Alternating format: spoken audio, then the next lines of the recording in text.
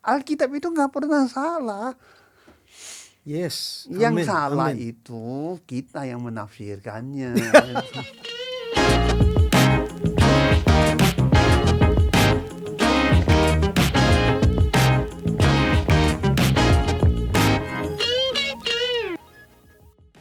Pastor, sebelum lebih jauh, saya pernah baca tulisan Pastor di buku, salah satu buku yang berjudul Grand Design. Ya. Ya, Pastor ya. Di situ berbicara tentang kejatuhan malaikat. Ya, Pastor tulis malaikat jatuh tidak mendapat pengampunan karena diciptakan dari satu unsur roh. Gitu kan ya. Yang saya mau tanya gini, apa sih hubungan penciptaan manusia dengan kejatuhan malaikat, Pastor? Oh, pasti. Kalau kita ngelihat dari awalnya, Ya. Tuhan itu, coba Pak, Nehemia 9 ayat 6 Pak. Wah, ini Nehemia 9 ayat 6 dikatakan begini ya, Pastor. Hanya Engkau adalah Tuhan.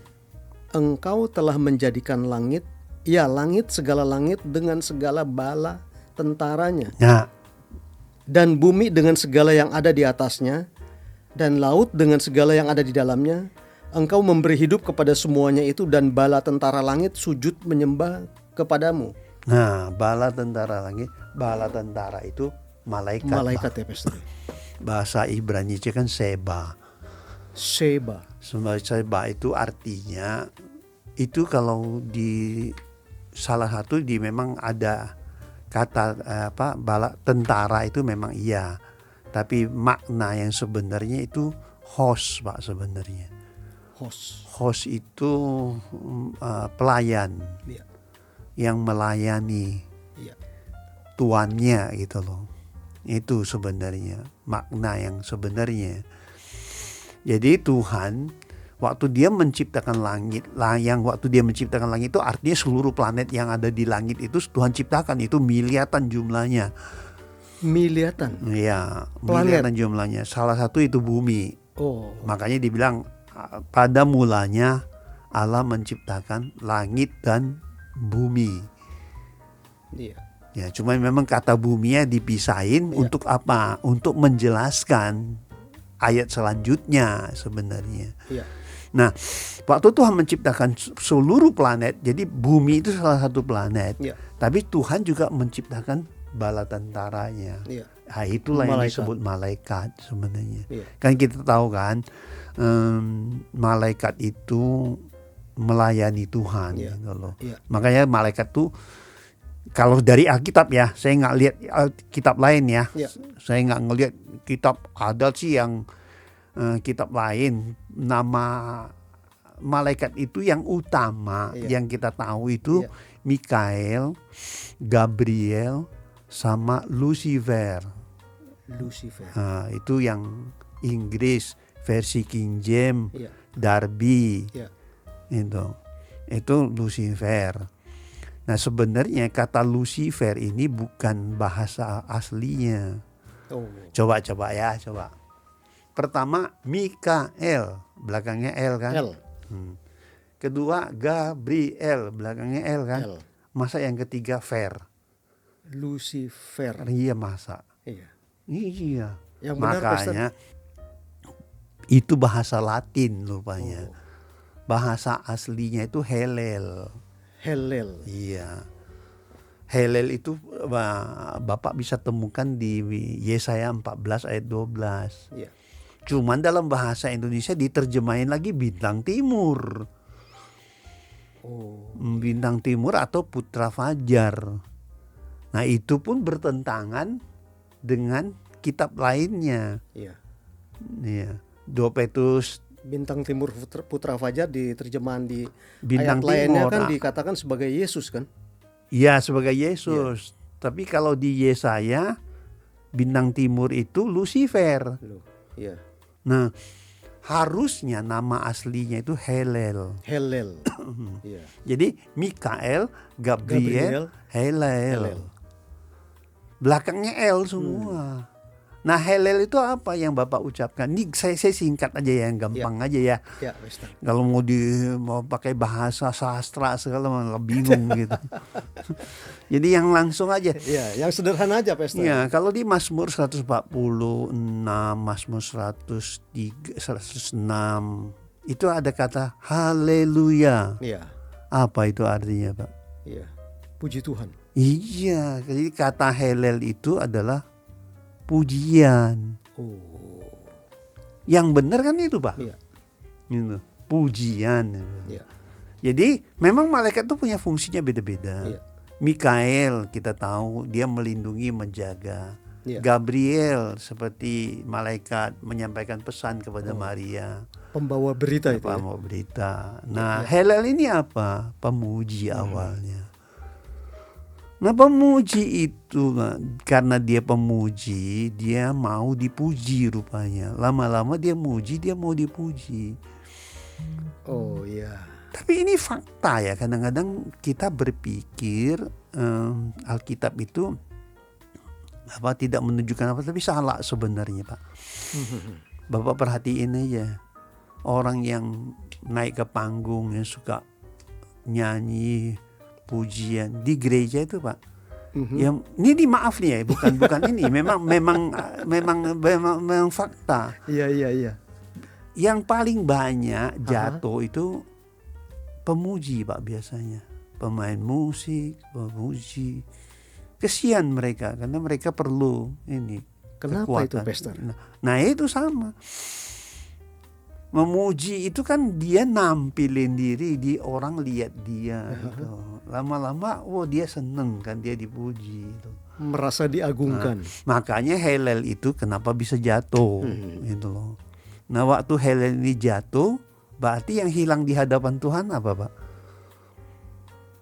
Pemujian. Ya, pujian kan. Nah, pujian itu sebenarnya apa sih? Kalau Bapak buka di kamus KBBI. Iya. KBBI itu menjelaskan pujian itu salah satu artinya pengakuan. Iya. Saya bisa muji Pak Sofyan. Kenapa? Ya, Pastor mengakui saya. Iya, sama kan. Kalau kita memuji Tuhan, kita mengakui itu Tuhan. Karena Tuhan kan dia gak butuh apapun dari kamu. Kayak dia yang ciptain kamu kok. Kamu mau hebat, dia yang bikin kamu. Kamu mau ganteng kayak, mau kayak apa, dia yang ciptain. Kamu mau apa. Jadi dia butuh apa dari kamu. Iya. Nah, ini penting supaya tahu dulu dasarnya gitu loh. Iya kan? Nah, kemudian karena hilangnya Hallel tadi, kan Tuhan nggak butuh apapun, dia hanya butuh pengakuan. Pengakuan itu melalui pujian dan penyembahan. Karena itulah dia ciptakan manusia. Tapi tidak sama dengan malaikat, Pak. Apa perbedaannya, Pastor? Nah, perbedaannya kalau malaikat diciptakan dari roh. Makanya Yesus bilang, orang yang jatuh, kamu menghujat manusia, kamu diampunin. Tapi kalau menghujat roh, kamu tidak diampunin. Sama juga, orang yang diciptakan dari roh, kalau dia melakukan pelanggaran itu tidak ada pengampunan. Karena itulah dibuang. Nggak ada tawar-menawar. Hallel tadi? Iya, dibuang. Iya, Pak. Coba Yesaya 14 ayat 12 dong, Pak. Jadi nggak bingung. Iya. Seru nih, Pastor. Yesaya 14 ayat 12. 14 ayat 12. Saya bacakan nih, Bapak. Dikatakan begini. Wah, engkau sudah jatuh dari langit, hai bintang timur. Terus. Wah, ini terjemahinnya sebagai bintang timur ya. Putra Fajar, engkau sudah dipecahkan dan jatuh ke bumi. Jatuh ke bumi. Kenapa nggak planet lain ya, Pak? Oh iya. Yang lebih lucu nanti manusia juga diciptakan di bumi lagi. Gak apa-apa, Pastor. Ini pertanyaan saya juga nanti. Wah, engkau sudah jatuh dari langit, hai bintang timur, putra fajar. Engkau sudah dipecahkan dan jatuh ke bumi, hai yang mengalahkan bangsa-bangsa. Iya. Oh, Udah sampai di situ. Karena kenapa? Ini ada orang yang bilang begini. Itu kan bukan, itu bahasa puisi. ah, Jangan salah, harus ngerti dulu itu untuk siapa? Untuk Babel. oh iya. Babel itu asal katanya itu balal. Balal itu pengacau. Harus tahu juga dari sisi itunya gitu loh. Iya, iya. Nah, itu juga ada di Yesaya 28 ayat 17, dibuang ke bumi. Kamu baca lagi dari Wahyu 12 ayat 7 sampai 9, dibuang juga ke bumi. Itu loh. Jadi jelas sekali dibuang. Nah, anehnya kan Tuhan kenapa nggak ciptakan malaikat yang lain kan, Pak? Iya. Ya percuma, kalau salah lagi dibuang lagi kan, Pak. Hmm. Kapan selesainya, Pak? Hmm. Karena itulah manusia itu diciptakan Iya. dari dua unsur. Roh, Dari pertama dari debu tanah, debu tanah. baru dikasih roh. Nah kan pertanyaannya gampang, kenapa dari debu tanah? Iya. Ya benar, ya kan? Nah ini yang sedang diteliti, sebenarnya unsur-unsur debu tanah itu sama nggak sih dengan unsur tubuh manusia? Ini yang belum jelas, maksudnya ya secara ilmiah itu, Iya. ya kan? Iya. Tapi di dalam Alkitab itu secara tersirat dan jelas ada maksud Allah. Kenapa tadi saya bilang manusia itu lebih spesial daripada ciptaan lainnya? Iya. Kenapa? Karena begini. Tadi kan dibilang Tuhan menciptakan langit dan bumi. Waktu Tuhan menciptakan langit dan bumi, dari sekian banyak planet, yang dibentuk hanya bumi, Pak. Iya. Iya kan? Dibentuk. Untuk apa sebenarnya? Ya kalau saya mau cerita lagi mungkin kepanjangan ya. Iya. Kita lagi ngomong manusia dan keselamatan ya. Iya, iya. Iya kan? Tapi kalau mau lebih jelas lagi baca Yesaya 45 ayat 18. Itu ada dijelaskan gitu loh. Tapi satu hal, kenapa? Sudah Pak, Bapak kalau perhatikan dari kitab Kejadian 1 ini nggak ada hubungannya dengan Taurat, Pak. Taurat itu ada setelah Musa. Ini Kejadian 1 ini lebih membicarakan tentang penciptaan. Iya. Nah sekarang istimewanya manusia, Tuhan itu membentuk bumi. Bumi itu awalnya nggak berbentuk, Pak. Iya. Kenapa nggak berbentuk? Coba Kejadian 1 ayat 2. Kita bahas dari situ juga. Iya, jadi iya. akan benar-benar masuk di ini. Saya bacakan ya. Baru Pastor. kita bicara keselamatan. Kejadian 1 ayat 2 dibilang begini. Bumi belum berbentuk dan kosong. Gelap gulita menutupi samudra raya dan roh alam melayang-layang di atas permukaan air. Kenapa dibilang berbentuk? Karena awalnya bumi itu ditutupi air, Pak. Benar. Samudra raya. Nah, samudra raya. Jadi kan nggak ada bentuknya, nggak ada daratan, Pak. Iya. Iya kan? Nah Tuhan kemudian di ayat selanjutnya Tuhan pisahin air yang ada ini, dipisahin, dinaikin ke atas. Iya. 30%, ditaruh di awan-awan. Baru ada daratan kan, Pak? Iya. Iya kan? Iya. Makanya ada hujan. Iya. Iya kan? Ada daratan. Nah, tadi yang nggak ada daratan, bisa nggak diciptain? Tuhan ciptain manusia. Nggak bisa. Nggak ada debu tanah kan? Iya. Tapi dia bentuk bumi itu supaya air ini naik, terus ada daratan kan? Ada daratan. Dari daratan baru ada debu tanah kan, Pak? Iya. Dari debu tanah itu baru dibentuk manusia.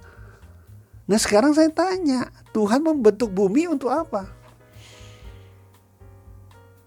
Iya, iya, iya. Untuk menciptakan manusia bukan? Iya. Nah itu kan jadi hal yang demikian ini pengetahuan. Iya. Iya. Alkitab itu nggak pernah salah.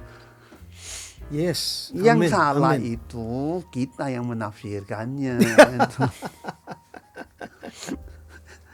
Banyak orang yang keliru ya, Iya. Pastor ya, menafsirkan firman Tuhan ya. Ya makanya kenapa dibilang manusia itu diciptakan serupa dan segambar, memang sangat istimewa. Iya. kalau mau jujur itu sangat istimewa. Bagaimanapun kita harus tahu ini semua, Pak. Kalau tanpa kita ketahui ini semua, kita tidak akan jelas apa sih rancangan keselamatan terhadap manusia. Itu penting, Pak, kita ketahui. Kalau nggak bakal sinkron, Pak. Nah, karena itu kenapa manusia jatuh dalam dosa masih bisa diselamatkan, masih bisa diperbaiki, kan itu Tuhan yang ngomong, bukan saya, Pak.